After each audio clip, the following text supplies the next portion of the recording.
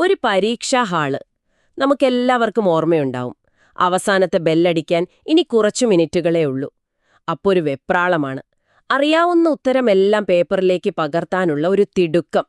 അവിടെ വേഗതയും കൈയക്ഷരവും തമ്മിലൊരു മത്സരം തന്നെയാണ് നടക്കുന്നത്. പലപ്പോഴും വേഗത ജയിക്കും, കൈയക്ഷരമങ്ങ് തോറ്റുപോകും. പിന്നെ റിസൾട്ട് വരുമ്പം അറിയാവുന്ന ഉത്തരത്തിന് പോലും മാർക്ക് കുറഞ്ഞിട്ടുണ്ടാവും. ശരിക്കും നിരാശ തോന്നും, അല്ലേ? അതെ, ആ ഒരു അവസാന നിമിഷത്തിലെ സമ്മർദ്ദം അത് വലുതാണ്. തലച്ചോറ് വളരെ വേഗത്തിൽ ചിന്തിക്കും, പക്ഷെ കൈകൾക്ക് ആ വേഗത കിട്ടില്ല. ഇന്ന് നമ്മൾ സംസാരിക്കുന്ന വിഷയത്തിന്റെ കാതലും ഇതുതന്നെയാണ്.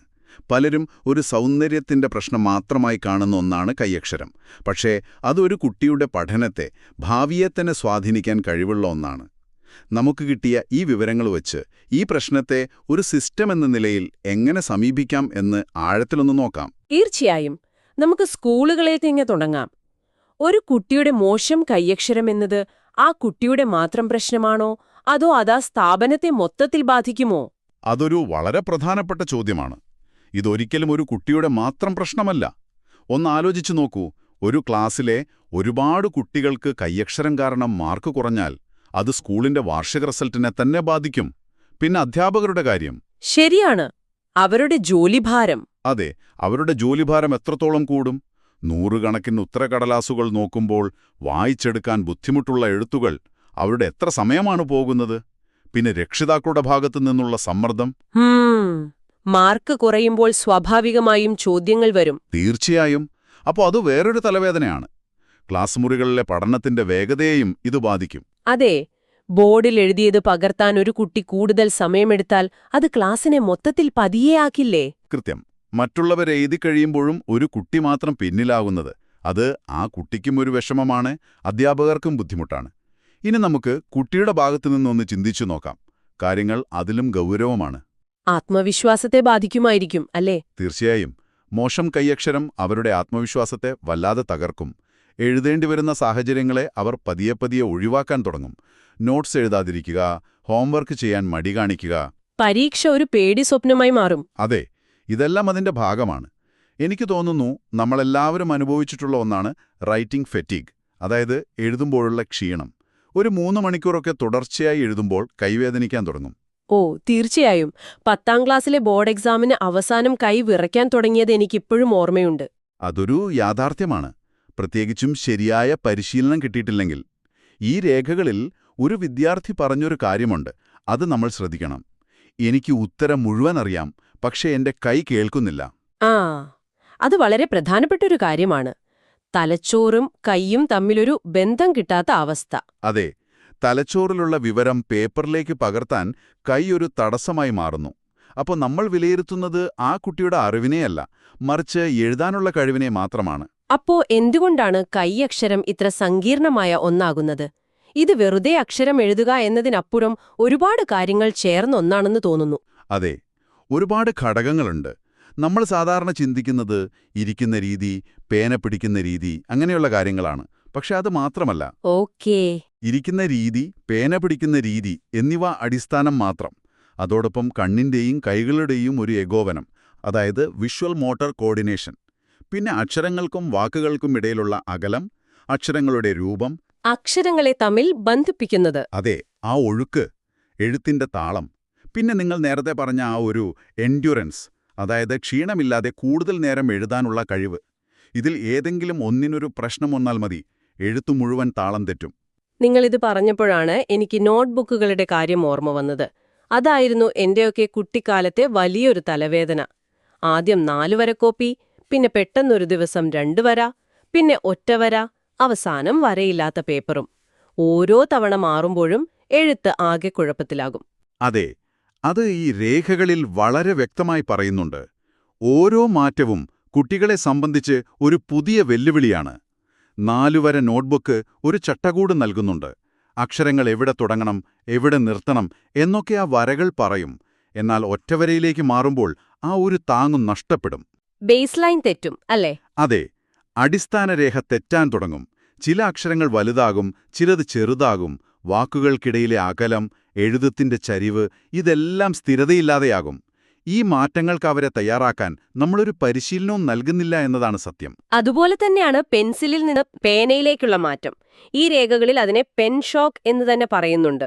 ആ വാക്ക് എനിക്ക് വളരെ ശരിയാണെന്ന് തോന്നുന്നു. പെൻ ഷോക്ക് അതൊരു മാനസികമായ ഷോക്ക് തന്നെയാണ്.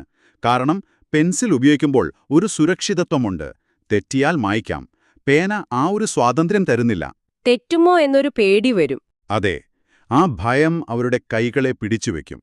ഈ രേഖകളിൽ ഒരു കുട്ടി പറയുന്നുണ്ട്, പേനയിൽ എനിക്ക് മായ്ക്കാൻ കഴിയില്ലല്ലോ എന്ന്. ഈയൊരു പേടി മാത്രം മതി എഴുത്തിന്റെ സ്വാഭാവികമായ ഒഴുക്ക് നഷ്ടപ്പെടാൻ. ശരിയാണ്. പേന ഉപയോഗിക്കുമ്പോൾ കൊടുക്കേണ്ട ആ ഒരു പ്രഷർ, അതിന്റെ താളം എല്ലാം വ്യത്യസ്തമാണ്. ചില കുട്ടികൾ പേടിച്ചു പതുക്കെ എഴുതും, മറ്റു ചിലർ വെട്ടിയും തിരുത്തിയും വൃത്തികേടാക്കും. ചിലർ എഴുതിയതിന്റെ മുകളിലൂടെ വീണ്ടും എഴുതും. Over writing. കൈവിറയൽ വരെ ഉണ്ടാകാം. ശരിക്കും പറഞ്ഞാൽ പേന ഉപയോഗിക്കാൻ തുടങ്ങുന്നതിന് മുൻപ് ചില അടിസ്ഥാന പരിശീലനം നൽകേണ്ടതുണ്ട്. ആ ഒരു ഘട്ടം ഒഴിവാക്കുമ്പോഴാണ് ഈ പെൻ ഷോക്ക് ഉണ്ടാകുന്നത്. പിന്നെ ക്ലാസുകൾ കൂടുന്തോറും എഴുതേണ്ടതിന്റെ അളവും കൂടുകയാണല്ലോ. 1-ാം ക്ലാസ്സിൽ ബോർഡിൽ നിന്ന് കുറച്ച് കാര്യങ്ങൾ എഴുതും. പിന്നെ കേട്ടെഴുത്ത്, ചെറിയ ഉത്തരങ്ങൾ, അവസാനം വലിയ ഉപന്യാസങ്ങളും പരീക്ഷകളുമൊക്കെയായി. ഈ റൈറ്റിംഗ് ക്വാണ്ടം കൂടിക്കൊണ്ടേയിരിക്കുകയാണ്. അവിടെയാണ് നമ്മൾ ആദ്യം സംസാരിച്ച വേഗതയുടെ പ്രശ്നം വീണ്ടും വരുന്നത്. എഴുത്തിന്റെ അളവ് കൂടുമ്പോൾ സ്വാഭാവികമായും വേഗതയും കൂടണം.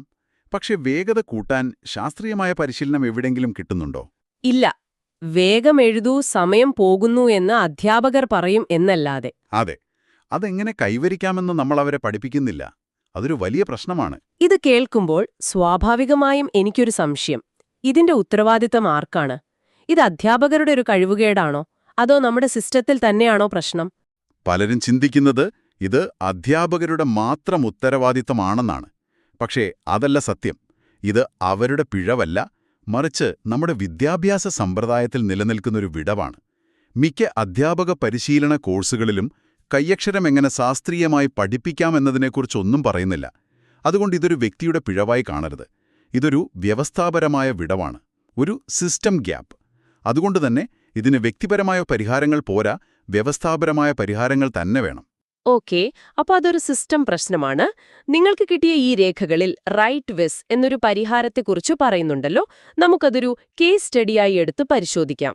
ഒരു സിസ്റ്റം തലത്തിലുള്ള പരിഹാരം എങ്ങനെയായിരിക്കുമെന്ന്.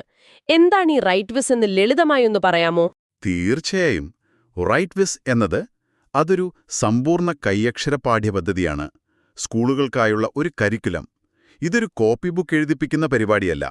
ഇതിന് 2 പ്രധാന ലക്ഷ്യങ്ങളുണ്ട്. 1. എഴുത്തിന്റെ വ്യക്തത, അതായത് ലെജിബിലിറ്റി. 2. എഴുത്തിന്റെ വേഗത, സ്പീഡ്. 30 വർഷത്തെ ഗവേഷണത്തിന്റെ ഫലമായി രൂപപ്പെടുത്തിയ ഒന്നാണിത്. ഒരു സ്കൂൾ മൊത്തത്തിൽ ഇത് നടപ്പിലാക്കുമ്പോൾ അതിന്റെ ഗുണം ആർക്കൊക്കെയാണ് കിട്ടുന്നത്? സ്കൂൾ, ടീച്ചർ, സ്റ്റുഡന്റ്, രക്ഷിതാവ് എല്ലാവർക്കും ഇതിലൊരു റോൾ ഉണ്ടാവുമല്ലോ. ഉണ്ട്. ഓരോ വിഭാഗത്തിനും വ്യക്തമായ നേട്ടങ്ങളുണ്ട്. സ്കൂളിനെ സംബന്ധിച്ച് കുട്ടികളുടെ മാർക്ക് കൂടുമ്പോൾ സ്കൂളിന്റെ ബ്രാൻഡ് മൂല്യം കൂടും. അധ്യാപകർക്ക് വ്യക്തമായ ഉത്തരക്കടലാസുകൾ നോക്കാൻ എളുപ്പമാണ്. ജോലിഭാരം കുറയും. വിദ്യാർത്ഥികൾക്ക് ആത്മവിശ്വാസം കൂടും. പരീക്ഷാപേടി കുറയും. രക്ഷിതാക്കൾക്ക് അവർക്ക് കുട്ടികളുടെ പുരോഗതി നേരിട്ട് കാണാൻ പറ്റും. അപ്പൊ രക്ഷിതാക്കളെ കൂടി ഇതിൽ പങ്കാളികളാക്കുന്നുണ്ട്. അതെ. എൻസ്ക്രിപ്റ്റ് പോലുള്ള സംവിധാനങ്ങളിലൂടെ രക്ഷിതാക്കൾക്ക് കുട്ടികളുടെ പുരോഗതി അറിയാനും ഫീഡ്ബാക്ക് നൽകാനുമൊക്കെ സാധിക്കും. ഈ പദ്ധതിയുടെ വിജയത്തെ സാധൂകരിക്കാൻ ചില കണക്കുകൾ ഈ രേഖകളിൽ പറയുന്നുണ്ട്. അത് ഇതിന്റെ ഒരു വ്യാപ്തി മനസ്സിലാക്കാൻ സഹായിക്കും. ആ സംഖ്യകൾ വളരെ പ്രധാനമാണ്. 4 പ്രധാന കണക്കുകളാണ് നമുക്ക് മുന്നിലുള്ളത്. 450-ലധികം സ്കൂളുകൾ, 30 വർഷത്തെ ഗവേഷണം, 35,000-ൽ പരം അധ്യാപകർക്ക് പരിശീലനം ലഭിച്ചിട്ടുണ്ട്. പിന്നെ 3.5 ലക്ഷത്തിലധികം വിദ്യാർത്ഥികളുടെ കൈയക്ഷരത്തിൽ മാറ്റം വരുത്താൻ സാധിച്ചു. 3.5 ലക്ഷം കുട്ടികൾ, അതൊരു വലിയ സംഖ്യയാണ്. ഈ പരിശീലനത്തിന് എന്തെങ്കിലും പ്രത്യേക ഉപകരണങ്ങളൊക്കെ ഉപയോഗിക്കുന്നുണ്ടോ? വെരിഷേപ്പ്, ഒബ്ലിക് ട്രാക്ക് എന്നൊക്കെ ചില പേരുകൾ കാണുന്നുണ്ട്. ഉണ്ട്. അവ റൈറ്റ് വിസിന്റെ മാത്രം പ്രത്യേകതയായ ഉപകരണങ്ങളാണ്. ഓരോന്നിനും ഓരോ ഉപയോഗമാണ്. ഉദാഹരണത്തിന്, നമ്മൾ നേരത്തെ എഴുത്തിന്റെ ചരിവിനെക്കുറിച്ച് സംസാരിച്ചല്ലോ. എല്ലാ അക്ഷരങ്ങൾക്കും ഒരേ ചരിവ് കൊടുക്കാൻ സഹായിക്കുന്ന ഒന്നാണ് ഒബ്ലിക് ട്രാക്ക്. പേന പിടിക്കുന്ന രീതി ശരിയാക്കാനോ? അതിനാണ് പ്രോഗ്രിപ്പ്. അത് പെൻസിലിലോ പേനയിലോ ഘടിപ്പിക്കാം. വിരലുകൾ ശരിയായ സ്ഥാനത്ത് വെക്കാൻ അത് സഹായിക്കും. അതുപോലെ അക്ഷരങ്ങളുടെ രൂപത്തിന് വെരിഷേപ്പ്, വരകൾക്കിടയിൽ എഴുതാൻ വർട്ടിയാം, അങ്ങനെ പലതുണ്ട്. അപ്പോൾ ഇതൊരു സമ്പൂർണ്ണ സംവിധാനമാണെന്ന് വ്യക്തമാണ്. ഇതിന്റെ സ്ഥാപകനായ ശ്രീ മോഹനകണ്ണനെക്കുറിച്ചും അധ്യാപകർക്കുള്ള പരിശീലനത്തെക്കുറിച്ചും ഈ രേഖകളിൽ പറയുന്നുണ്ട്. അതെങ്ങനെയാണ്? അധ്യാപകർക്കായി ഗ്രം എന്ന പേരിൽ ഒരു പ്രത്യേക പരിശീലന പരിപാടിയുണ്ട്. ഇത് കൈയക്ഷരം പഠിപ്പിക്കുന്നതിന്റെ ശാസ്ത്രീയ വശങ്ങളാണ് അവരെ പഠിപ്പിക്കുന്നത്. പരിശീലനം പൂർത്തിയാക്കുന്നവർക്ക് സർട്ടിഫിക്കറ്റുകളുമുണ്ട്. ഇതൊരൊറ്റത്തവണ പരിശീലനമല്ല, തുടർന്നും പിന്തുണ നൽകുന്ന ഒരു സംവിധാനമാണ്. കുട്ടികളെ ഇതിൽ താൽപര്യത്തോടെ നിർത്താൻ എന്തെങ്കിലും പ്രോത്സാഹനങ്ങളോ മറ്റോ? തീർച്ചയായും ബാഡ്ജുകൾ, അംഗീകാരങ്ങൾ എന്നിവയൊക്കെയുണ്ട്. അധിക പരിശീലനത്തിനായി കേഴ്സീവ് ബൂസ്റ്റ് വർക്ക്ഷീറ്റുകളും റൈറ്റ് ബൂസ്റ്റ് വർക്ക്ബുക്കുകളുമുണ്ട്. ഇതൊരു ശിക്ഷ പോലെയല്ല, മറിച്ച് ഒരു കഴിവ് നേടുന്ന ഒരു കളിയായിട്ടാണ് കുട്ടികൾക്ക് അനുഭവപ്പെടുക. അപ്പോ അടിസ്ഥാന മോട്ടോർ കഴിവുകൾ മെച്ചപ്പെടുത്തുന്നത് മുതൽ പരീക്ഷയ്ക്ക് വേഗത്തിൽ എഴുതുന്നതുവരെ റൈറ്റ് വേ സഹായിക്കുന്നു. ഇത് ഏതെങ്കിലും പ്രത്യേക ബോർഡിലെ കുട്ടികൾക്ക് മാത്രമുള്ളതാണോ? അല്ല, CBSE, ICSE, സ്റ്റേറ്റ് ബോർഡ് എല്ലാ ബോർഡുകളിലെ വിദ്യാർത്ഥികൾക്കും ഇത് ഒരുപോലെ പ്രയോജനകരമാണ്. കാരണം കൈയക്ഷരമെന്ന അടിസ്ഥാന കഴിവ് എല്ലാവർക്കും ഒരുപോലെയാണ്. ഇത് വെറും അക്ഷരം നന്നാക്കൽ മാത്രമല്ല, ഗണിതത്തിലെ സമവാക്യങ്ങൾ, ശാസ്ത്രത്തിലെ തിയറങ്ങൾ ഒക്കെ വ്യക്തമായി എഴുതാനും പരീക്ഷാ പേപ്പർ നന്നായി അവതരിപ്പിക്കാനും ഇത് സഹായിക്കും. ഈ ചർച്ചയിൽ നിന്ന് എനിക്ക് മനസ്സിലായൊരു പ്രധാന കാര്യം, കൈയക്ഷരം എന്നത് ഒരു സൗന്ദര്യ പ്രശ്നമല്ല, അതൊരു ഡാറ്റ ട്രാൻസ്ഫർ പ്രശ്നമാണ്. തലച്ചോറിലെ ഉത്തരം പേപ്പറിലേക്ക് കൃത്യമായ വേഗതയിലും വ്യക്തതയിലും എത്തിക്കാൻ കഴിയുന്നില്ല. റൈറ്റ് വിസ് പോലുള്ളൊരു സിസ്റ്റം വിജയിക്കുന്നത് ആ ഒരു പൈപ്പ് ലൈൻ നന്നാക്കുന്നതുകൊണ്ടാണ്. വളരെ നല്ലൊരു നിരീക്ഷണമാണത്. അതുതന്നെയാണിതിന്റെ കാതൽ. ചിട്ടയായ പരിശീലനത്തിലൂടെ ആർക്കും പഠിക്കാനും പഠിപ്പിക്കാനും കഴിയുന്നൊരു കഴിവ് മാത്രമാണിത്.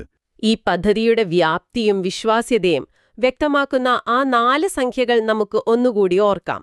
450-ലധികം സ്കൂളുകൾ, 30 വർഷത്തെ ഗവേഷണം, 35,000 അധ്യാപകർ, പിന്നെ 3,50,000-ലധികം വിദ്യാർത്ഥികൾ. ഈ വിഷയത്തിൽ താൽപ്പര്യമുള്ള സ്കൂൾ അധികൃതർക്ക് കൂടുതൽ വിവരങ്ങൾക്കായി അവരുമായി ബന്ധപ്പെടാമെന്ന് തോന്നുന്നു. തീർച്ചയായും. ഈ ചർച്ച അവസാനിപ്പിക്കുമ്പോൾ കേൾക്കുന്നവർക്ക് ചിന്തിക്കാനായി ഒരു ചോദ്യം മാത്രം. നിങ്ങളുടെ സ്കൂളിലെ ഒരു വിദ്യാർത്ഥിക്ക് പരീക്ഷയിൽ ഉത്തരം വ്യക്തമായി അറിയാം, പക്ഷേ അത് സമയത്തിന് എഴുതി തീർക്കാൻ കഴിയാത്തതുകൊണ്ട് മാത്രം മാർക്ക് നഷ്ടപ്പെടുന്നുണ്ടെങ്കിൽ അതൊരു പക്ഷേ ആ കുട്ടിയുടെ മാത്രം പരാജയമാണോ?